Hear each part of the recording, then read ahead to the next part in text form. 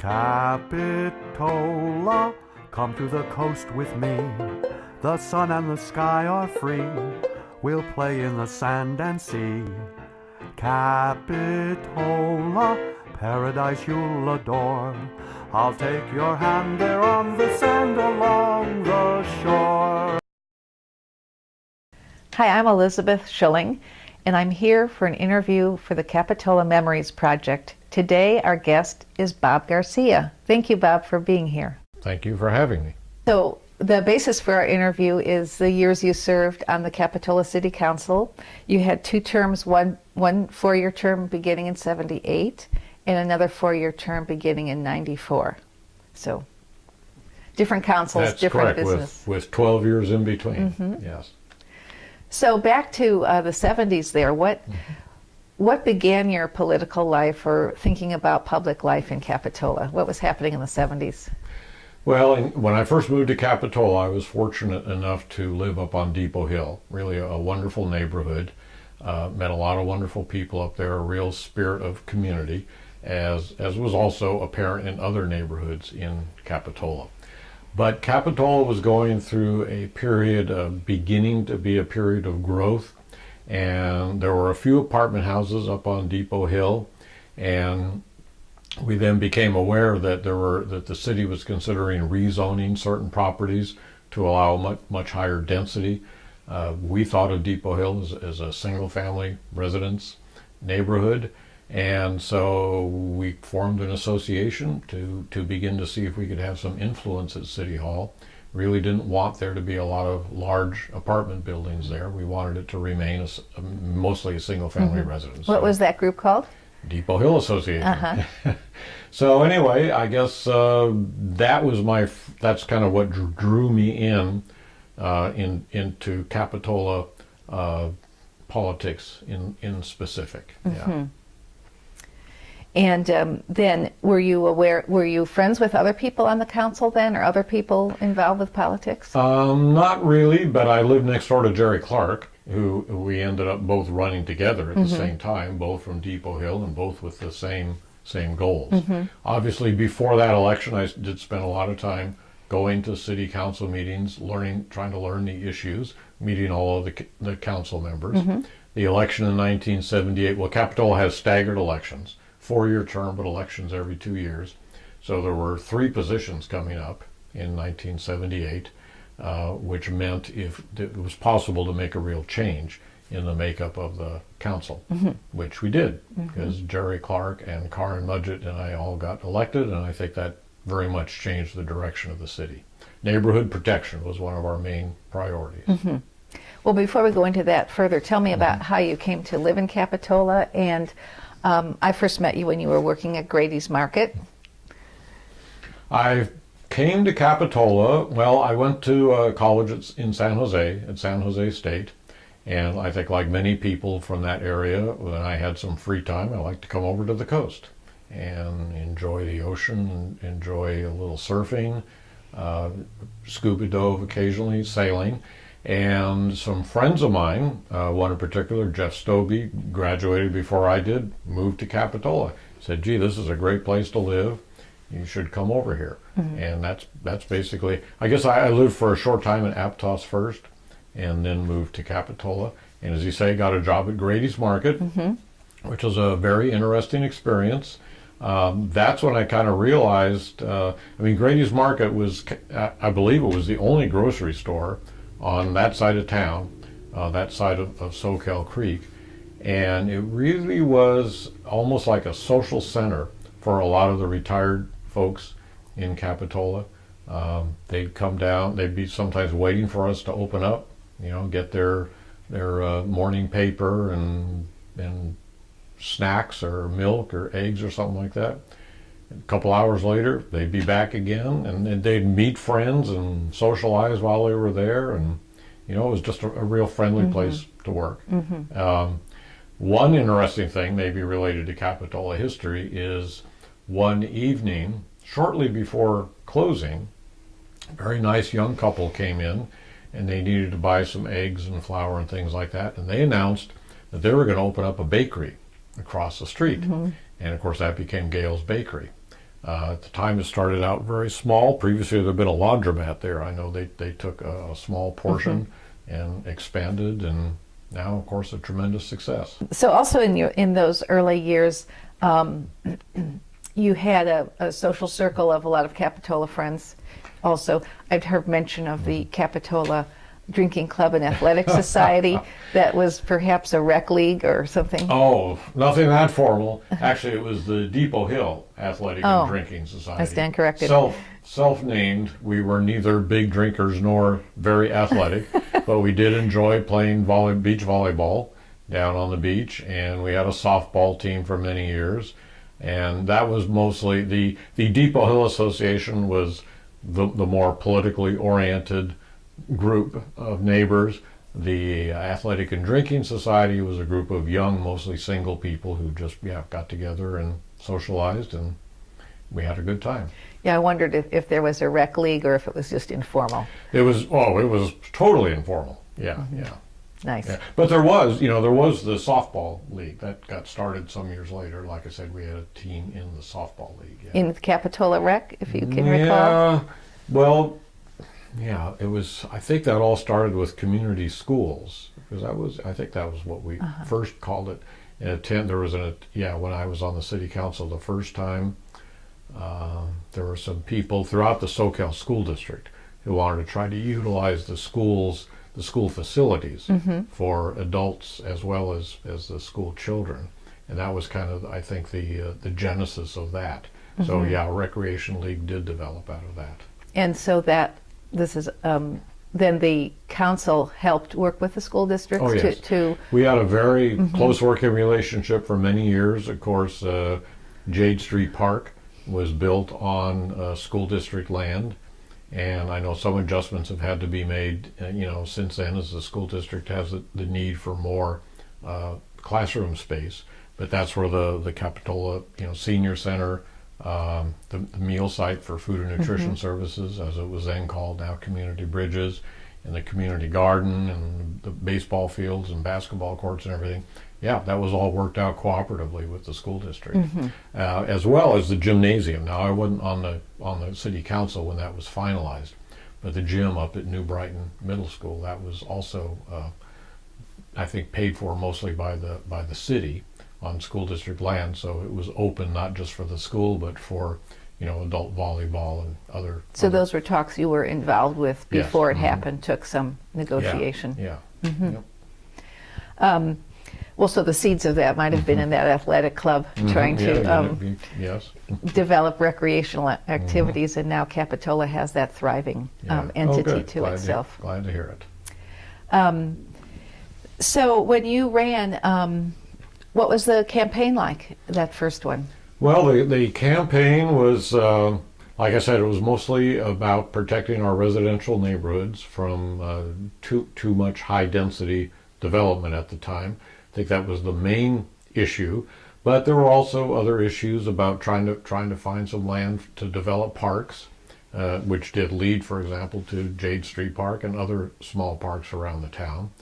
And Capitola, I mean, the way you campaign was door to door. And it's interesting you asked about Grady's Market, because I met a lot of people working at Grady's Market, and if I do say so myself, I was kind of surprised. I was all, prepared to talk about the budget and other issues like that, and a lot of people just say, "Oh, you're the nice young man that works at Grady's Market. I'll vote for you." So fine, great. I really enjoyed campaigning door to door. In my experience, it's one of the few things you can do door to door where people are actually glad to see you. Oh, somebody who's running for office is here at my front door to talk to me. So that was how it was done. I presume that's still how it's done. I mean, the city hasn't grown that much in population. So it's a great opportunity to get around and meet people and see parts of the city that I might have not been really too familiar with at the time. So yeah, it was mostly door to door, very low budget. There was a couple of debates, as I recall, and that was about it. And did you have a committee? I'm sure I did have a steering committee. Yeah, I must have. I honestly don't remember all the details about that. you know. How about in terms of other progressive, you are known as a progressive influence on the council. What was happening countywide, and do you have any recollection of the other issues on the ballot either time you ran that? Well, our city elections at that time were in March, so I don't believe there were any other elections. But yes, shortly, so 1978, March 78, I guess it was either June of 78 or November of 78, Proposition 13 was passed. And of course that drastically changed local funding because that impacted the property taxes that cities would receive. That made cities much more reliant on sales tax, which is a phenomenon that's gone on throughout California ever since Proposition 13. The other thing I remember was that the Board of Supervisors, my memory may not be perfect on this, but I think that Phil Baldwin and Borovitz from San Lorenzo Valley, they had recently been elected to the county Board of Supervisors, which made it a fairly progressive Board of Supervisors, but then in 1978 was the recall election. Right. And I just felt, personally, I felt that their recall was very unfortunate, but also a little bit ironic because at the same time, Measure J, the county's growth control ordinance, passed, and the transit district's half-cent sales tax passed, and that was the core of their platform, was that they were in favor of Measure J and in favor of the sales tax. Those both passed, and yet they were both recalled. So that did sort of change the makeup of the County Board of Supervisors at the time. And that, certainly impacted Capitola's relationship with the county, but not real significantly. You mentioned there the transit vote, and so do you consider that a big part of the work you did in public life? Apparently so, because I'm told that not very many transit districts have that source of guaranteed funding for themselves. At the time, to me, I was on the transit district board, and it was just a very simple issue. I felt that Santa Cruz County would benefit greatly by having a stable bus system, and that was the way to try to make it, like I said, more stable funding. I was not, to be honest with you, not really thinking, if I support a tax increase, that might not be good for my political future. I wasn't thinking of a political future at all. So I just felt like that was an important thing, and the voters did very strongly support it. Were you you were the transit representative to the Transportation Commission, or and somewhere in there you were also a lay member, or?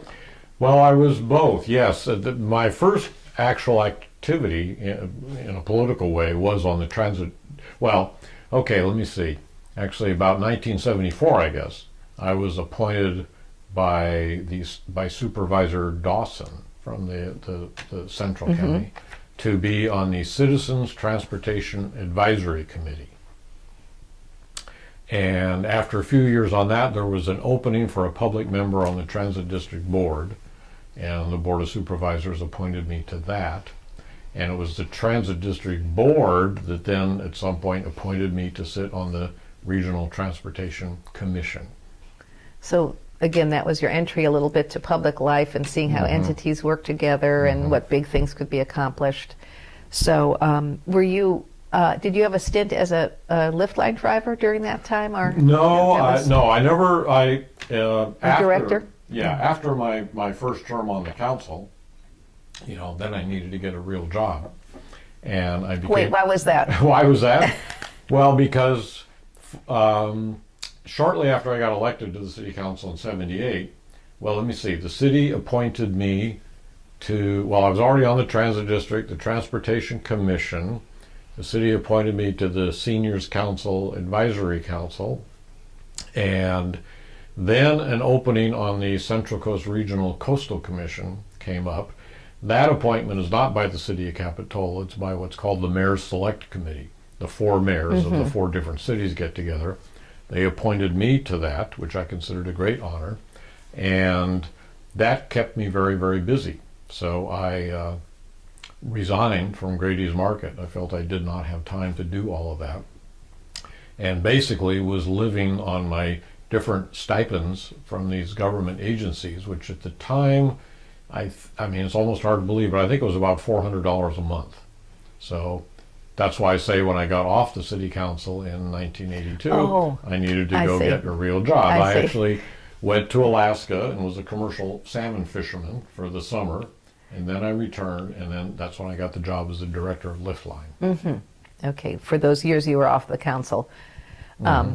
But those were some, also in that period, you were still representing Capitola, I believe, through in LAFCO in the 80s. So, yeah, I think I was what's called the public member, so I wasn't technically representing Capitola. I was trying to represent the entire county on an at-large position. Yes, yeah, exactly. Yeah, and for anybody who may not know what LAFCO is, the Local Agency Formation Commission. It's a rather odd and obscure name, but very important body.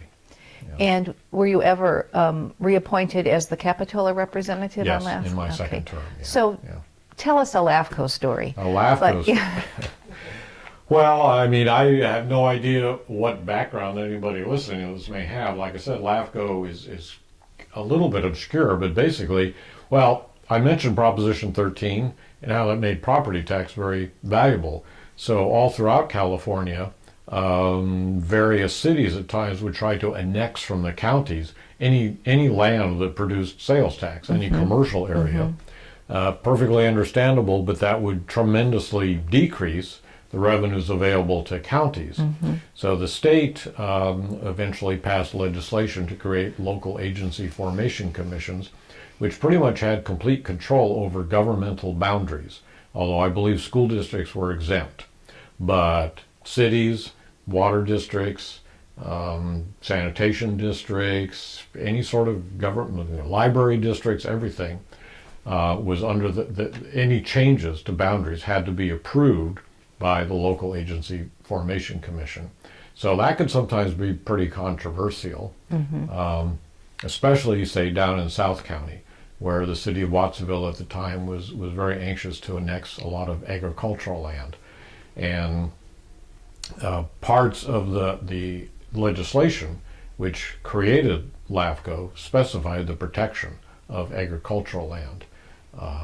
So, you know, I mean, I never really tried to impose my personal opinions on these annexation plans. It was mostly just what does the legislation say? What are we supposed to be doing?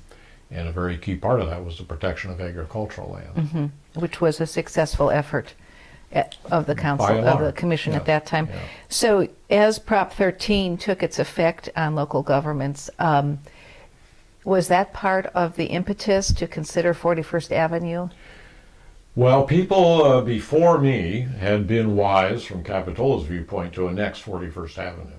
And I think that was pretty controversial, too, because that sort of, I was told, there were people at the time who were discussing incorporating Live Oak as a municipality, a city separate, from the county, and that was going to be the commercial area. Capitola annexed it, and that was kind of an example of what LAFCOs were created to review, not to prohibit, but to review, see if it made sense. So, but for Capitola, I was very fortunate. I mean, I think that was really a key for the preservation of Capitola Village. Capitola Village then did not need to be turned into a big commercial center because Capitola was fortunate to have 41st Avenue. So yeah, that's always been a good sales tax. So that was accomplished before you were? Yes. And did you have any infrastructure issues or development of 41st in your tenure? Oh yes, very much so. Actually, a lot of the neighborhood between, say, Wharf Road and 41st Avenue, when I was first elected, they still had dirt streets, huge potholes. I mean, you could hardly drive down them, lots of flooding issues. So yeah, the city took that on right away, trying to bring that up to better standards and, make it a nice neighborhood. Reinvest those tax dollars into the jewel box and that. Well, that area, and then on the other side of Capitola Road also. You mentioned the Wharf. Oh, the So Wharf, tell us yeah. about maintenance of the wharf and the decision about if the city should maintain the wharf? Yeah, that was definitely something that occurred in my first term on the council. And it's funny, just the other day I was saying one of my clearest memories of living up on Depot Hill was early in the morning, hearing the cars driving out on the wharf and hearing the timber, flap, flap, flap, flap, flap as the car drove over it. That sound was a nice memory, but I suppose it was an indication that the wharf wasn't in the best maintained position. So at that time, the wharf was under private ownership, and the owner, it takes a lot of investment to keep a wharf from falling down during a big storm, which of course, as we know, Capitola gets every once in a while. So yeah, the city was very much became interested in trying to preserve the wharf, and we realized the only way to really preserve it was for the city to gain ownership of it. Now that was a little bit complicated by the fact that there, if I remember correctly, there used to be a Capitola State beach. So the state actually owned the land under the water and under the wharf, even though the wharf itself was in private ownership. So it was kind of a three-way negotiation. But it was all very successful, and the city gained ownership of the wharf and has repaired it and kept it in good shape. So it's, I think, a real community asset. I mean, I think it's a real significant part of Capitola's identity. When the acquisition of the wharf was being completed, was that mainly a financial question, or what was the biggest barrier in getting that settled? Well, I think it was largely financial. Just had to come up with the money to buy it. And then, like I said, there was the negotiations with the state over the transfer of the underlying land. But now that you mention it, I think there was an issue with the county. They had to sign off on something. And Supervisor Patton, who I was generally very much in agreement and felt like he played a very important role in preserving Santa Cruz County as it is today, but I think he saw there was some issue he had with Capitola that he wanted a little leverage on, I think. And I think he called somebody at the county called up our city manager at the time and said that Gary was thinking of removing the transfer of the land from the consent agenda. Anyway, he called me up and I went down there and talked to Gary and just told him, look, this is very important to us and we can work out these other issues. And he said, okay, fine. So it all went smoothly. So there were dealings with the county. Yes. Yeah. While at the same time Capitola was rather fiercely proud of its own independence. Of course, yes. As is every city, I think. How about comparing your period of your first time on the council compared to almost 20 years later, 15 years later, when you ran a second time? What was it like to run at those two different times, and then what was the tenor of political life? Sure. Well, the first time, like I said, it was a pretty casual campaign, door to door, very good experience. I got along great with the 4 other members of the city council. I felt like we accomplished a lot. We had a good time doing it. I felt like the city was really moving forward. In addition to the wharf, the recreation, the community schools, the kind of the revitalization of the village. And, I think it was a very successful 4 years. And at the end of those 4 years, I did not run for re-election because I felt like I'd accomplished most of what I really set out to do. 12 years later, the city was going through a lot of financial controversy. There was a big split between the city treasurer, who was also an elected position, and the city council. And of course, I paid attention to it, but I didn't. I wasn't involved in any way. But at one point, I would say representatives from sort of both sides of this split came to me and said, "We really think you should run again. We need somebody who can try to untangle this and solve these problems." And I mean, I love Capitola. It's a wonderful city. So I decided, yes, I would run again. Now, of course, at that time, I had a very demanding full-time job at food as the agency administrator for food and nutrition services.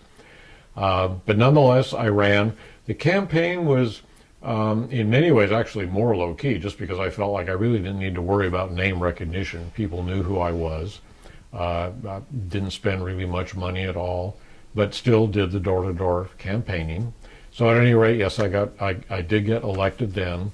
And that was a much more challenging 4 years because, frankly, those financial issues continued to, in some ways, plague the city for the entire 4 years. I felt like in 4 years we kind of resolved the financial issues that were legal issues in a way, but was never really able to heal that split. And I always felt that was very unfortunate. Obviously, the city has moved on since then, and you know the financial issues did get resolved, but certainly not to everybody's satisfaction. Mm-hmm. So you know, there's other people that could speak in more detail about that. Really, at one point, I think to kind of satisfy people, we basically turned it over to the state and said, "You do an investigation." It had to do a lot with bond sales and the use of the bond money, and some bond money was used for purposes that were not outlined in the original bond mm-hmm. sale. Personally, that decision was made before I got elected. I felt like it was a good decision, but apparently didn't follow the correct procedure. So it was pretty convoluted. We had to hire a number of consultants to untangle it. It was all, you know, very unfortunate. Mm-hmm. But like I said, the city, you know, survived. We went through it all and has moved on since then. And when you left office, was it on its way to being resolved, or still? Well, I think all the legal and technical and financial issues had been resolved. Mm-hmm. Yes, but the rift in the community hadn't been mm-hmm. really been resolved. Mm-hmm. Yeah. How else did that rift express itself? Oh, well, in all the elections since then, as far mm-hmm. as I know. Although I'm a little out of touch now. Did you run again, or you did not run? Okay, no, so it wasn't that. No, again, I felt. my job was very demanding, and I really needed to focus on that. Yeah. So I did it was really like 4.5 years because we changed the election date, mm-hmm. and like I said, I felt like we had the major issues resolved, and there's always been good people percolating up to you know, I never looked at being involved in the Capitola City Council as a political career. That wasn't my goal at all, and I felt it was very important to you know, hey, if I got done what I wanted to do, then step aside and let somebody else move up. A lot of capable people in Capitola. And in your second term, you were an administrator of food nutrition, community yes. bridges, which mm-hmm. almost was getting on the same scale as the city in terms of budget size mm-hmm, and mm-hmm. Management. When you look internally at the city and its administration style, can you remark on any changes or improvements you felt happened during your tenure in terms mm-hmm. of running government? Well, I think the city really moved into a much more computerized aid. Certainly had the assistance of that. I think it became efficient, more efficient. But it's basically the council city manager type of government, where the city manager makes the day-to-day decisions and the council sets the policy priorities. Obviously, I've been gone almost 20 years now, so mm-hmm. I'm not real familiar with. But during that period, there was not a significant change that. Well, during my first term, there was. Yeah, we changed a lot of staff, and I felt like the staff we got was very professional mm-hmm. and did a good job. And but I think that was also true in my second term. Mm-hmm. Also. Well, that was in a time when maybe you created some new departments or responded to new state laws. I mean, sure. CEQA, I believe, came mm-hmm. around in right. that We era, expanded, like you said, the whole water quality. Yeah, in the whole recreation department, Parks and Recreation, that was new. Code enforcement. In my first term, we had the officers down on the beach, including disabled officers. That was something that was kind of new at the time. Code enforcement officers in wheelchairs. Obviously, they were perfectly capable of doing the job. Mm-hmm. How about the issue of partying on the Esplanade? Well, yeah, that I don't remember a great deal about that, except that yeah, every couple years, that would rear its head again, and I think at one time I think some of the merchants in town raised the issue, and maybe we were a tad slow. I didn't tend to be down on the Esplanade at midnight on Saturday night, so I may have been a little bit unaware of it.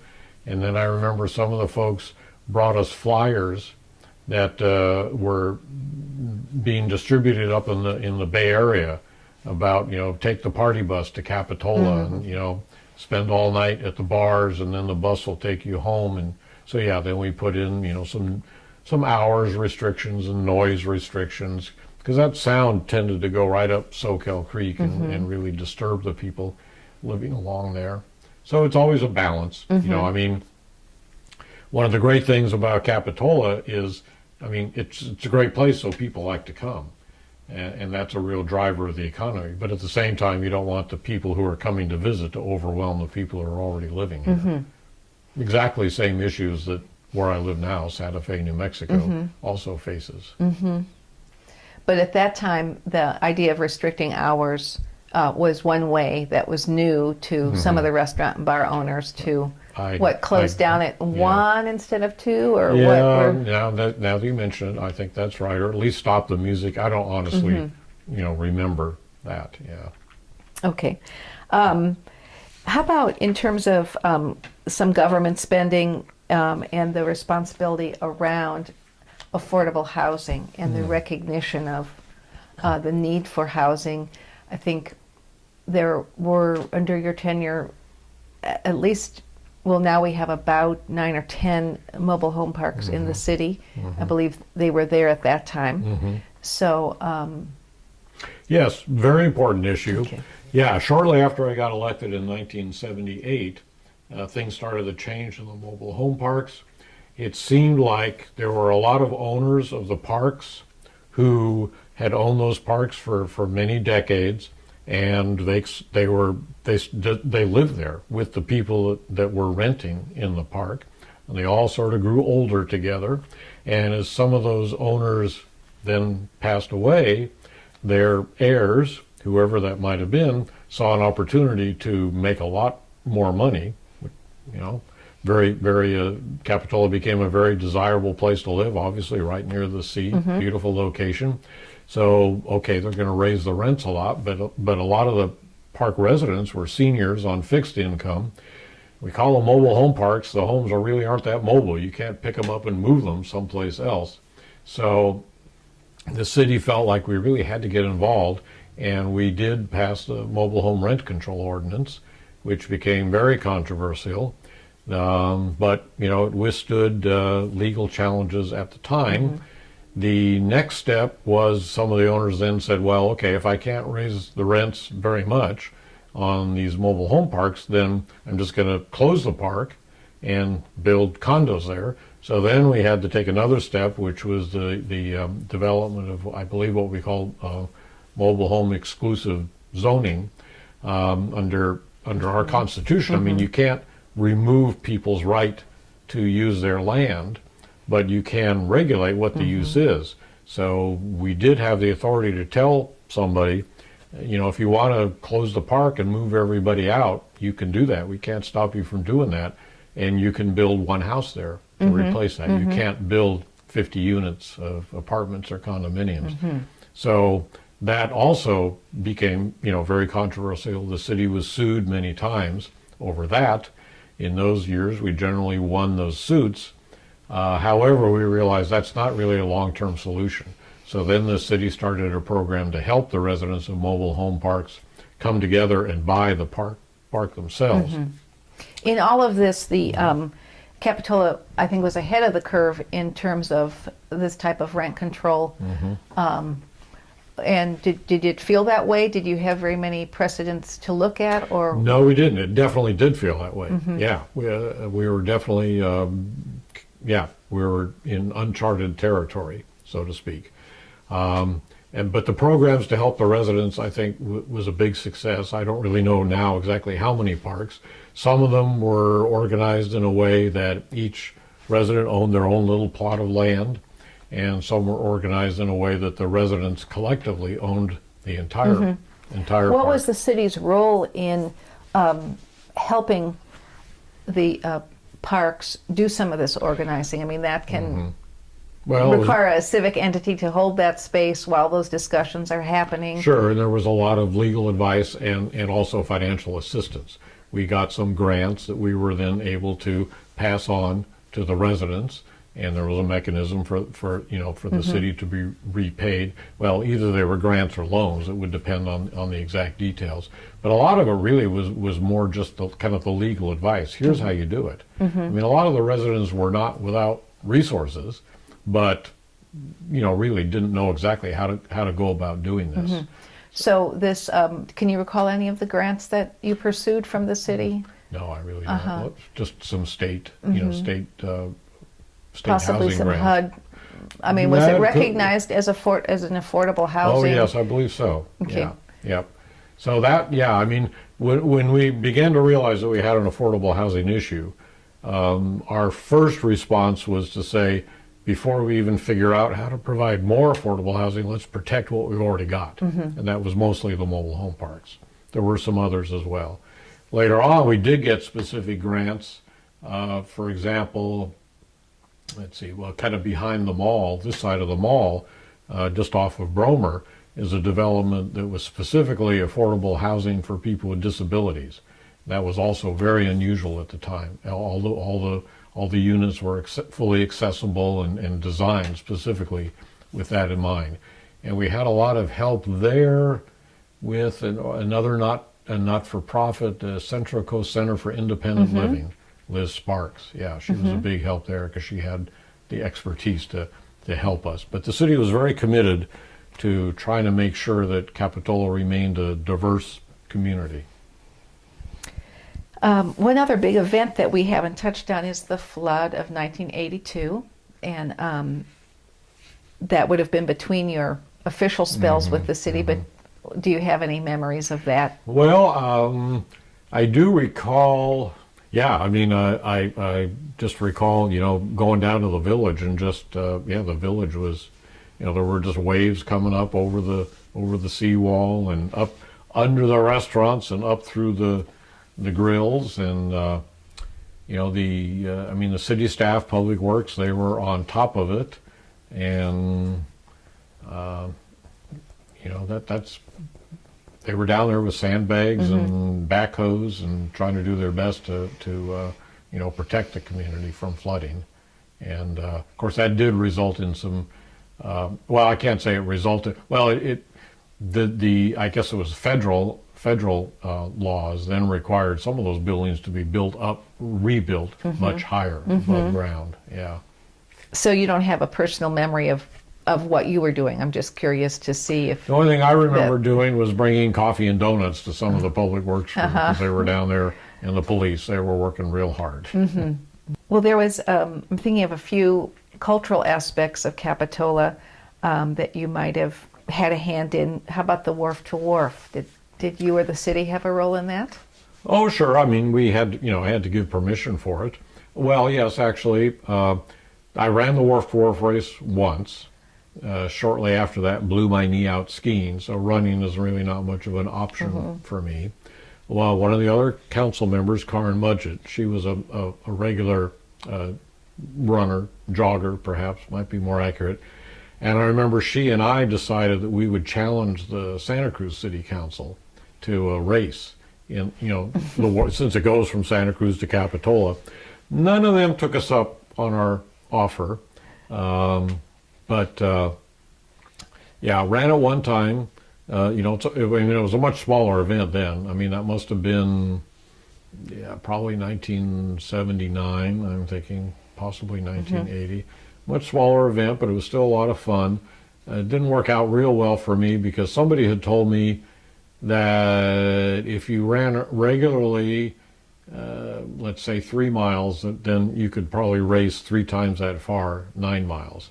So I just got up, pretty much every morning and just ran around from Capitola to SoCal across the creek and back past Shadowbrook, down across the bridge and back home again. And that was about 3 miles. But it turned out I had shoes that were good for 3 miles, but not good for almost 10 miles. So my feet were definitely hurting the last couple miles. But great event. Glad to see it's still super successful.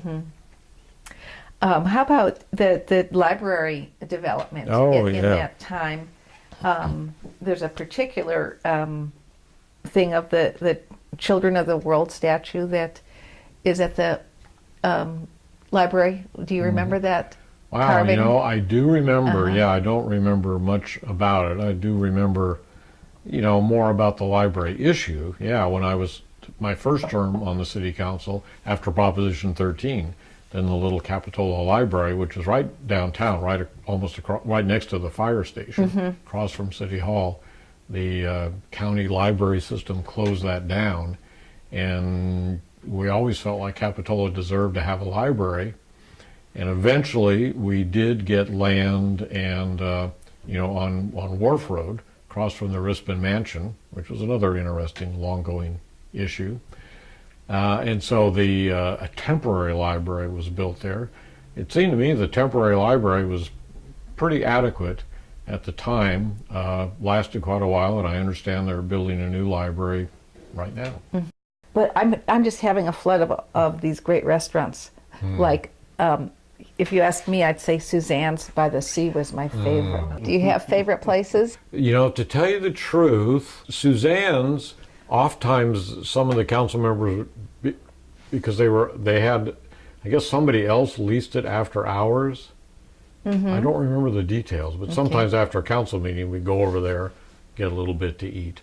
But to tell you the truth, my first time around, on $400 a month, I didn't eat out a lot.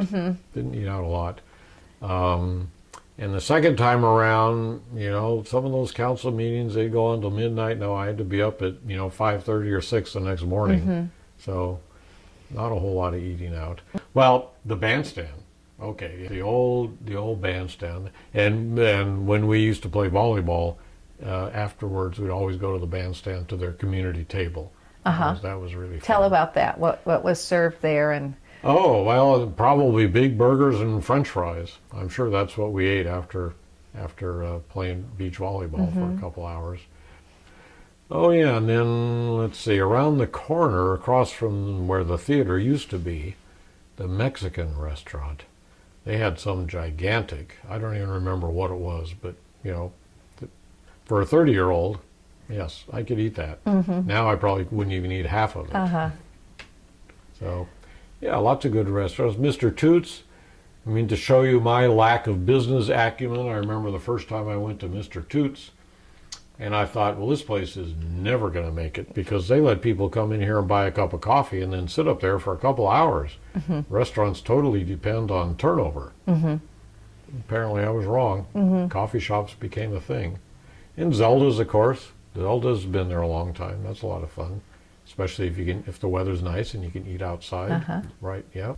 Bob, you came to move away from Capitola, and to many people's sadness that you left our community. Can you tell a little bit about why you left, and also do you have a memory of a going away party? Yes, I had a number of going away parties, but I guess the reasons we left were a more relaxed lifestyle in Santa Fe, New Mexico, much more affordable. As I said, our mortgage went from $2,400 a month to $700 a month for a comparable house, and easy access to the outdoor world. Skiing is there, the wilderness is the Sangre de Cristo Mountains, half an hour away. Great culture there, state capitol, wonderful museums, the opera, great food. Anybody who is really into food, they know about Santa Fe, New Mexico. And now, just like the slogan say, Capitola is a great place to visit for you. Oh yes, absolutely. And I still have many friends here. Come back every year. Yeah, I feel very fortunate to have lived in two really such wonderful places, and I feel very happy that I was able to contribute to, I think, Capitola being a wonderful community. You asked about my favorite memory of Capitola, I would have to say the Begonia Festival. And I was very sorry to hear that it doesn't exist anymore. I'm glad they're trying, a replacement, which happens to be, in fact, this very weekend. But I say the Begonia Festival, I have many wonderful memories of Capitola, but because whether I was just a 30-year-old resident of Capitola or the mayor of Capitola, the Begonia Festival was just such a fun community event, and so wonderful to participate. Our Depot Hills Athletic and Drinking Society did win the Best Float Award many times. I was just reminiscing with friends the other night, I think we were the first to develop the technology to lower the top of the float so we could get under the bridge and into the lagoon. So that, I remember that got a big cheer from the crowd. What were some of the themes of your floats? Oh, well, of course, the Begonia Festival Committee always set the theme. So I don't know, we had the pirate ship, the mermaids, there were many. Okay, how about, you sound that you're talking very fondly of those, but what about the 2 a.m. in the morning still wrapping the begonias on? We were young, it was not a problem. I probably wouldn't do it today, but yeah, no, it was no Some problem. all-night sessions? Well, we were very organized. So no, we never did. Usually somebody would sleep down there thinking they had to protect it. I don't think that was, but I never did that. I don't think it was necessary. No, we usually wrapped it up, by midnight and then get down there early in the morning just to make sure everything. But I'll tell you, I did learn to really respect the farm laborers. Let me tell you, you go down to the begonia fields and stoop over and pick begonias for 4 hours. Man, my back was done. So, yeah, hard work. Well, thank you very much for sharing your reminiscence about Capitola. You're very welcome. Thank you.